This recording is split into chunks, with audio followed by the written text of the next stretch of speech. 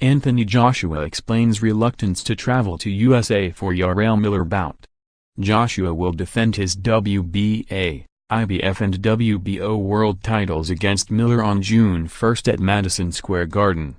Aj is fighting in America for the first time in his professional career, with all 22 bouts to date occurring in the UK. The matchup with Miller came about after 5 months of negotiations with several heavyweight fighters, none of whom accepted the deals they were offered.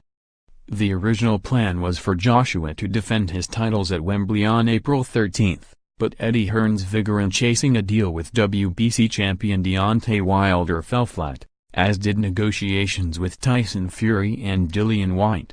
As the date loomed ever closer, Hearn passed up the one opportunity to put on a boxing card at the National Stadium, steering his focus stateside.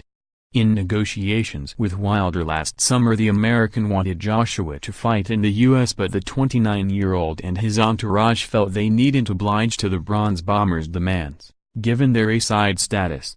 But Joshua and his team have now decided to make the trip to fight the unbeaten, but relatively unproven, Miller, despite initial doubts.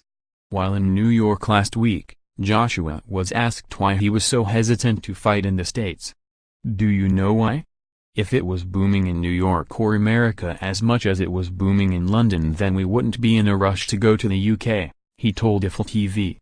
It's just because it's UK that a few people want to disregard what we do. But you've got to prove yourself. It's about paving the way for UK fighters. That's why I made sure I stepped up early with the British title, skipped the European straight to the world titles. I got my hands on the belts and we continue to represent the sport, and now we're coming to take over another territory."